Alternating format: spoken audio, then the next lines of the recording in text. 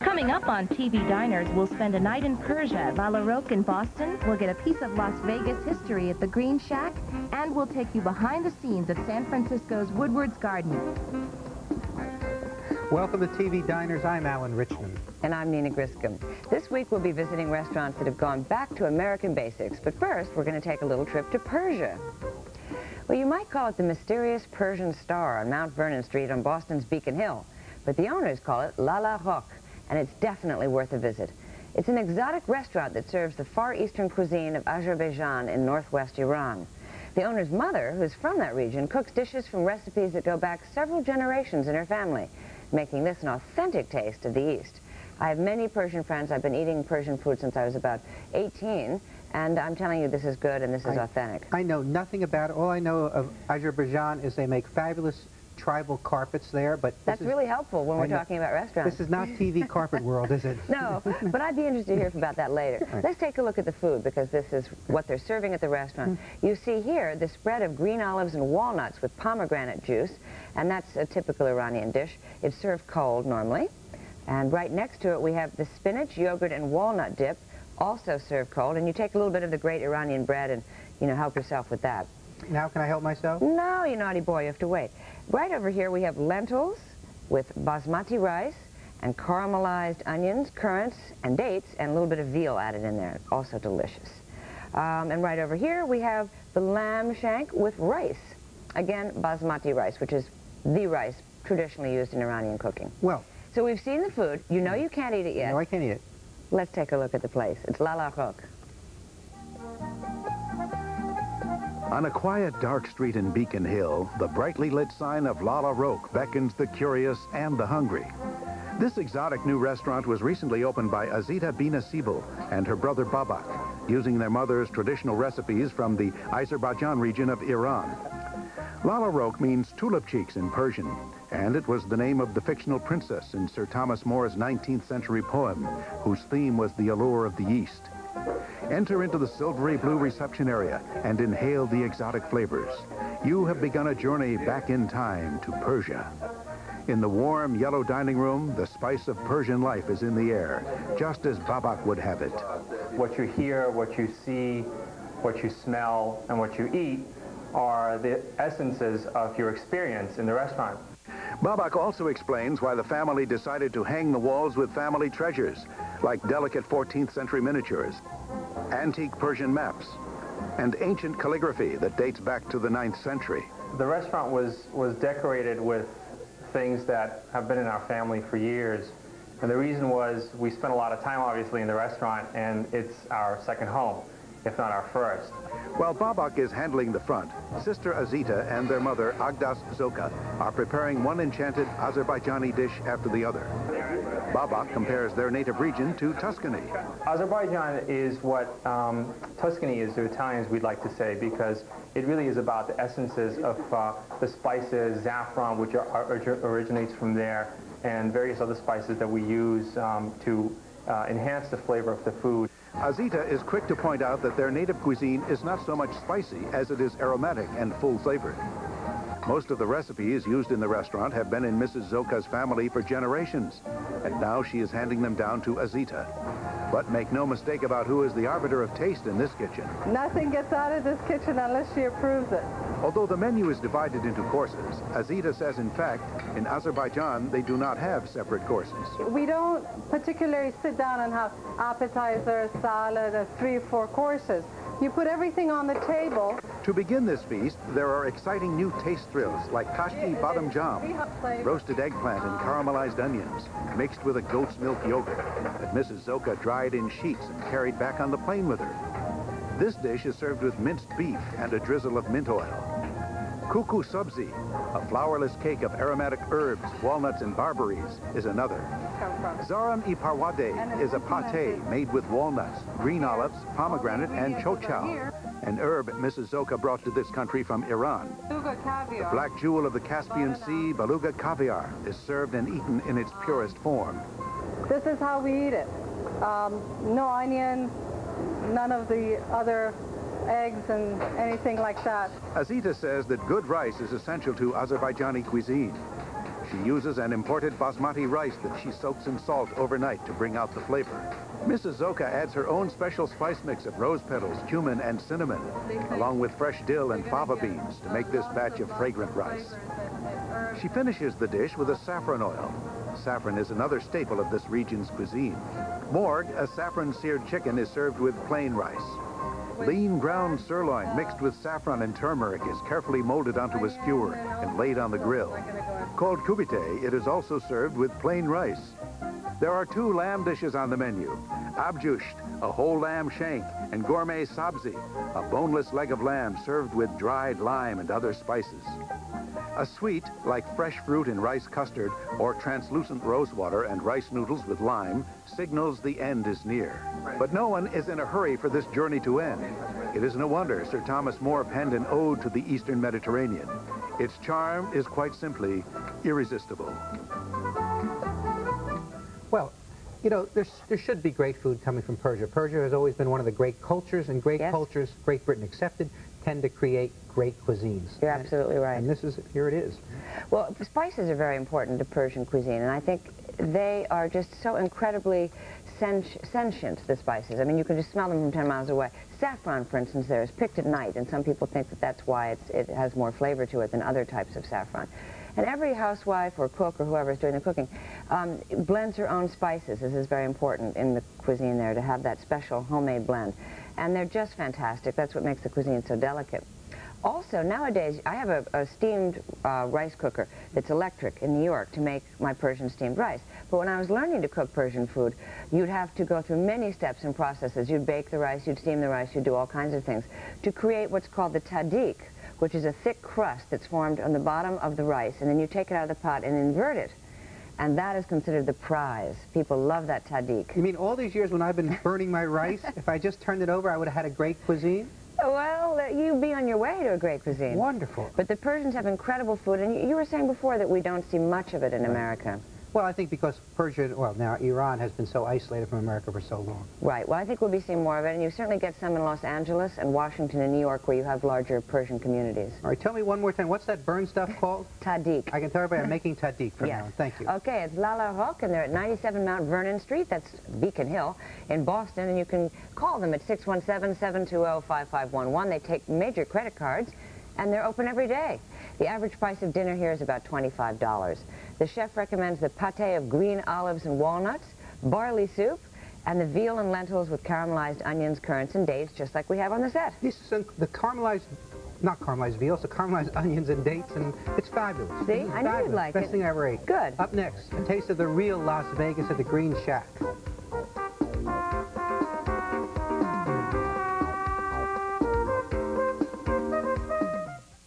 Taste is what tastes good to you.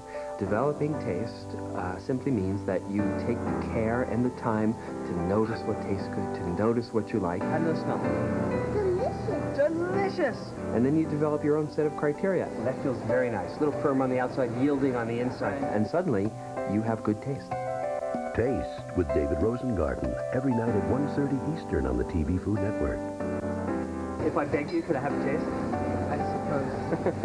Aches and pains acting up again? Wouldn't you love to experience a luxurious full-body massage? Well, imagine 5 sets of massaging hands relaxing every muscle in your body. Now, open your eyes and enjoy Back Pleaser by Homedics with 5 massaging motors for the ultimate relaxation experience. Look, Back Pleaser cushions while it caresses, massaging major stress points and tired muscle groups. Our command controller targets up to 5 body areas at a time. Send relief to each major muscle zone: neck, shoulders, lower back, buttocks, thighs, or choose any combination of the 5. Touch the cycle button to send rejuvenating massage waves up and down your body. You adjust the speed and the strength. Choose slow, gentle massage to relax, or an intense, fast massage for renewed energy. Best of all, Back Pleaser works anywhere, seated, reclining, or lying down. Turn any surface into your personal massage center in seconds. You've got to feel this to believe it. It feels like 5 sets of hands. The tension in my neck is gone. Pain in my back, gone.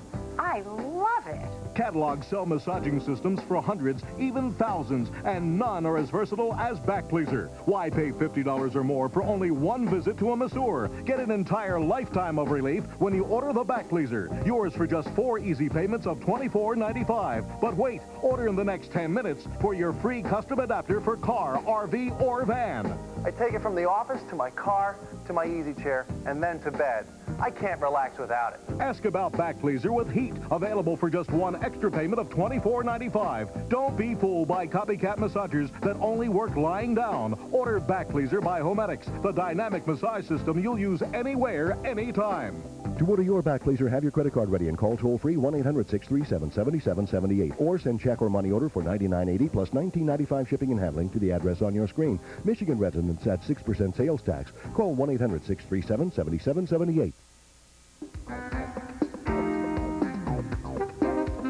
Welcome back. Well, there's life after the Strip in Las Vegas, and to find it, do yourself a favor and stop by the Green Shack. It's one of the oldest restaurants in Las Vegas. It's a cozy, family-owned establishment that serves up a mean homemade fried chicken, as well as other down-home specialties. There's a warm welcome, a good home-cooked meal, and atmosphere to spare. You can't beat that for a plain and simple good time. You know, I just love this contrast here. Here you've got Las Vegas, sort of the modern-day Sodom and Gomorrah. And here we're talking about this lovely little restaurant in the center of town that serves lovely home cooking. I like that. Well, what's so funny about this place? Now, I might be, you know, have little delusions in my mind, but I swear I was I swear I was at the Green Shack. And I swear I remember that it... In your dreams? No, I think I was actually there. I think was it one of those nights in Vegas you had that you just kind of lost in your memory? Maybe I was never at Green Shack. All right, forget it. Let's go have a look at the Green Shack, and then I'll decide if I was there or not. When the glitz is off Las Vegas, but the lights are still glaring, head on down to the Green Shack and get a dose of honest-to-goodness homemade cooking. The Green Shack, alias Colorado, is a restaurant with a past. It all began in 1930 when Jimmy Jones and her mother Effie sold fried chicken out of their 2-room home to workers building the Hoover Dam. Or as grandnephew Jim McCormick puts it, Jimmy Jones and her mother sold fried chicken, biscuits, and bootleg booze that got folks going out to the dam site. In 1932, mother and daughter expanded, hauling an old green railroad barracks they had bought to a spot across the street. The Green Shack was born and has been continuously owned by the family, except for a few short years in the 80s, ever since. Jim McCormick and his wife Barb now run the place. In the 50s and 60s, the restaurant was a popular political hangout. A longtime waitress who still comes once a week for dinner tells it like it was. At a political time, when there was election, 4 and 5 deep at the bar. I'm not going to tell you how much money I made. IRS might come after me still. In the 90s, the place is still going strong. Green is definitely the keynote color, and with its Western antique decor and twinkling lights, there is something pleasantly down-to-earth about this watering hole. In the kitchen, Chef Chuck Deming is flouring up fresh chicken parts for frying. The cast-iron skillets that he uses go back to Effie's time. The menu states there's a 30-minute wait for the fried chicken. That way you know it's made to order and isn't sitting around the kitchen under a heat light. On one section of the grill, Deming fries up crisp chicken livers and gizzards, another popular item on the menu. On the other section, a good old-fashioned steak is ready to be plated. Batter-fried shrimp and grilled halibut bring a taste of the sea to this desert oasis. All of the items on the menu are served with a choice of baked potato or fluffy mashed potatoes and gravy. Bread pudding made from an old secret recipe in Barb's family, and a dish of strawberry shortcake, our favorite desserts. The dining room fills up early with regulars who just can't get enough of a good thing. The chicken is delicious. I don't like fast food. I like to wait until they serve me my food. And the place has an awful lot of history. I love it here. I really do. And then there are the first-time visitors, who, if they aren't careful, will wind up just like the regulars, coming back again and again. The smell of homemade fried chicken and mashed potatoes is darn near irresistible in a town where food in the fast track gets tired before you do. Is that your picture on the wall? And the little cowboy hat? Yeah. No. Kind of screamed you. Now, a little while ago, just before this video, when I was trying to recall some of my, hallucinations, yeah. I was about to say that I was there in the middle of summer, and I could have sworn there were Christmas lights all over the place. Sure. There they were, well, in the video. Would you like to explain to us what you were doing there? I was and who there, you were with? I was there on business. I was, you know, you can be Monkey sure I was... business. No, I mean, well, Bambi did have the New York Strip. Oh, no, excuse me, no. I was there on business. I heard about this place that had been open since the Hoover Dam was built. And you know me, I love to go to these old places. Didn't you go there then? Nina. I'm just teasing. Okay. So did you really like it? Was it fun? Well, it was just so much fun. It's just such a sweet place. It's one of the sweetest places I've ever been into. The food was fine. It was very good. I mean, great contrast, isn't it? I mean, it's kind of fun to see a place like this in Vegas. In Vegas. There's nothing glittery about this place except the Christmas lights. I mean, we saw it has the potatoes with the gravy in the middle of it, you know, squished down. So I'm not nuts for that stuff. Well, it's very old-fashioned. They have the wines they have I haven't seen since the 60s. Things like Beaujolais St. Louis and Sutter Home White Zinfandel. But I kind of like that. Those are good old wines. I like that, too. And another thing on this menu I love is the diet platter, which, you know, back in the 50s or 60s, you'd say you're going on a diet, and people would eat hamburger patties with cottage cheese. Not exactly diet food anymore, but they've still got it. And they have, where else do you see, you can have chicken gizzards for an appetizer, or you can have chicken gizzards for a main course. You could have a gizzard tasting menu here. I bet they give it to you for dessert if you really ask them nicely. Yes, those mashed gizzards are delicious. Good stuff. So this is the kind of place you have to just stop in and see if you're ever in Las Vegas. Well, it's an institution, right? It's the first restaurant in the state, I think. Absolutely. Okay. Wonderful place. And Alan Richmond was there. I was. Another provenance. The Green Shack is at 2504 East Fremont Street in Las Vegas, 702-383-0007. Major credit cards are accepted. It's closed on Mondays, and the average dinner price is $23. The chef's choices are the Southern pan-fried chicken. You have to have chicken if you go there. Alice's special batter-fried shrimp, and the bread pudding. Well, when we come back, we'll visit Woodward's Garden in San Francisco, where solid American cooking takes center stage.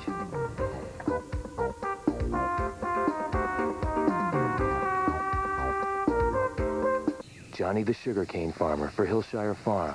Hey, man, I got this sweet news for the holidays. Hillshire Farm brown sugar hams. Slow smoked and slow cured with my best brown sugar. So good and so easy, because Hillshire Farm already cooked them for you. It's so easy. I make today a holiday. Happy day. Hillshire Farm tastes the difference, huh? I started my cleaning business with 5 houses, and now I have close to 200. No one does a better job than I do. The hardest room in the house to clean is the bathroom. I'm an absolute terror in a bathroom. I hate soap scum. It's like a layer. I mean, you get the hard water stains, and you get the soap scum, and you've got to get through one to get to the other. And that's what Comet Bathroom Cleaner does. Comet Bathroom Cleaner is the best when it comes to cleaning soap scum. Then nothing's better at getting rid of tough, hard water stains. Comet does a great job. It makes my job a whole lot easier. When others can't cut it, Comet can. What can you cook in 20 minutes? We're going to make a pasta, and we're going to stuff these artichokes. With this stuff? Are you at all intimidated by tofu? Very much so. We can make dessert, too. Sure, but will it taste good? It'll be awesome. 2 world-class chefs. Where's my paprika? Go long. 2 willing contestants. Oh, you got to peel it. Oh. Too little time. The clock is ticking. It's America's ultimate cooking challenge. Ready, set, cook. Every night at 8 Eastern, 9 Pacific on the TV Food Network. 13 million kids are dying year in and year out. 35,000 a day. That's terrifying. If anyone can reach them before it's too late, Child Reach can and does. With your help, they can reach them with the tools for survival. That's what makes Child Reach different. They work with the entire family to get them standing on their own 2 feet. And you can do something now just by sponsoring a little child for $22. I'm Katharine Hepburn, and in case you're wondering if $22 a month can really do any good, just wait. Wait till you hear how much of that money helped change the future of the boy or girl you sponsored. If that isn't reason enough to call, I don't know what is.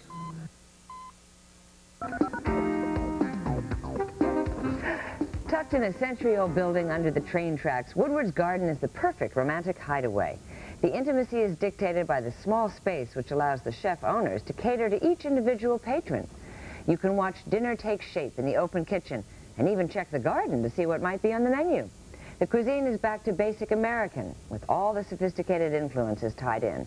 And this place is a real foodies restaurant, supposedly. Doesn't look like a lot on the outside, but boy, major stuff going on inside. Now, we always argue about this whenever I start expounding on what I think of female chefs, and I like female chefs. Well, That's I'm not glad the problem. to hear that, Alan. That's not the problem. But the two chefs here, Dana Tomasino and Margie Connard, they cook really gutsy, rich food, hearty food. And I say female chefs are much less inclined to cook sort of cutesy food than male chefs are. Their signature dish here is pork chop with garlic mashed potatoes. What could be better than that? Sounds delicious, but I don't agree with you only on the reason that I don't think you can generalize about female chefs. I know, we always fight about that. Okay, that's my problem with this. I know, I love to generalize about female chefs. But I like to hear you say nice things about female chefs, great. so I'll take any theory from you. All right. All right, let's check it out and see if Alan's got a point here. It's Woodward's Garden in San Francisco. There are few San Francisco restaurants as seductive as Woodward's Garden. Owners Dana Tomasino and Margie Connard touch each plate themselves. The tiny 30-seat dining room blends into the open kitchen only a few feet away. Diners get to see, smell, and almost grasp their food long before the plates reach the table. The experience is uniquely intimate, and customers often leave with the feeling that they've been guests at a perfect private dinner party. This intensely personal experience is just what Connard and Tomasino had in mind when they opened Woodward's Garden 3 years ago. As veterans of greens and postrio respectively, they knew what good cooking was all about. The two met years ago at the Culinary Academy in San Francisco and developed a similar approach to food, that it should be simple, sensual, and plentiful. The only thing standing in the way of starting their own restaurant was space, until they found this spot, tucked under an overpass at the corner of Mission and Dubose. It just caught our eye, the brick building. It's so utterly urban. It's kind of not in a neighborhood, but it's close to every neighborhood. And it was affordable. The pair took what had once been home to a 19th century amusement park and made it their own, using just $50,000 pooled by friends. They kept the name and invited guests to come see another kind of performance. From their open kitchen, Dana and Margie prepare warm, buttery sweet corn cakes to be served with velvety smoked salmon and dabs of creme fraiche. There are also duck breasts, grilled and laid on plates of fresh greens, studded with pecans and goat cheese. One or the other is always tossing a salad with red wine vinaigrette, simmering something on the stove, or reaching for one of the hanging pots that lie in the kitchen space. The guest who ordered this dish of grilled swordfish on warm white beans with saffron onions and basil aioli can smell a work in progress. Diners are kept at bay with one of the restaurant's 45 bottles of wine, each one carefully selected and tasted by Dana. They toast one another in a space that might be someone's parlor. Beveled mirrors over a narrow mantel. Sunflowers sitting on a ledge. The tiny L-shaped dining room guarantees a sense of intimacy. A few feet away from the lace-draped space, Dana and Margie prepare their rustic Mediterranean-style cuisine.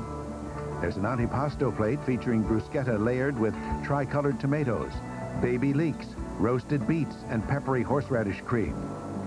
The entree menu changes every week. Tonight they prepare a pan full of sautéed wax beans, which are paired with silky garlic mashed potatoes and a plump pork chop. The whole thing is slathered with caramelized apples and a handful of huckleberries. Critics rave about sunny climate dishes like salmon with a luscious olive breadcrumb crust on Provençal potato gratin, topped with a potent sauce spiked with garlic, thyme, and capers. Dana and Margie prepare all their own desserts, too.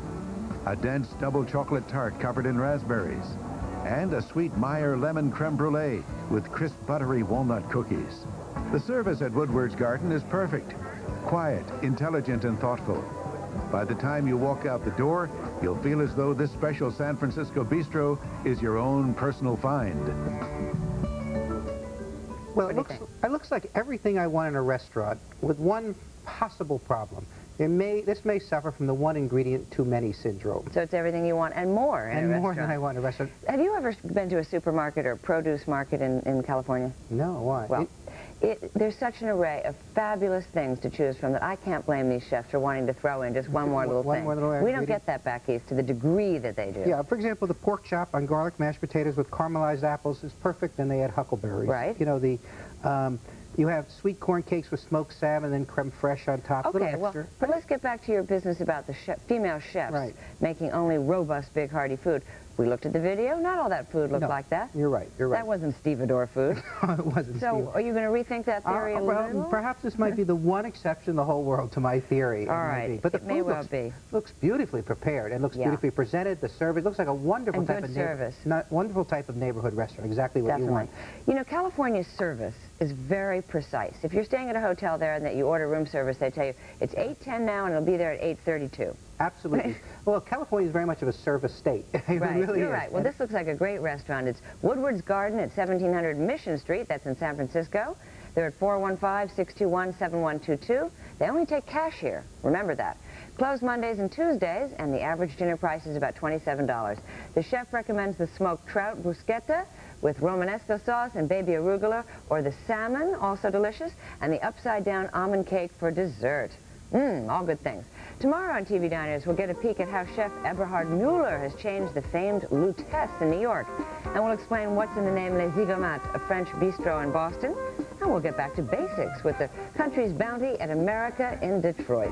Well, that wraps up today's program. I'm Alan Richmond. Thanks for being with us. And I'm Nina Griscom. Join us again for TV Diners. We have lots more coming. Bye-bye. I hope some more of those veal and lentils from a Yes. Persian restaurant.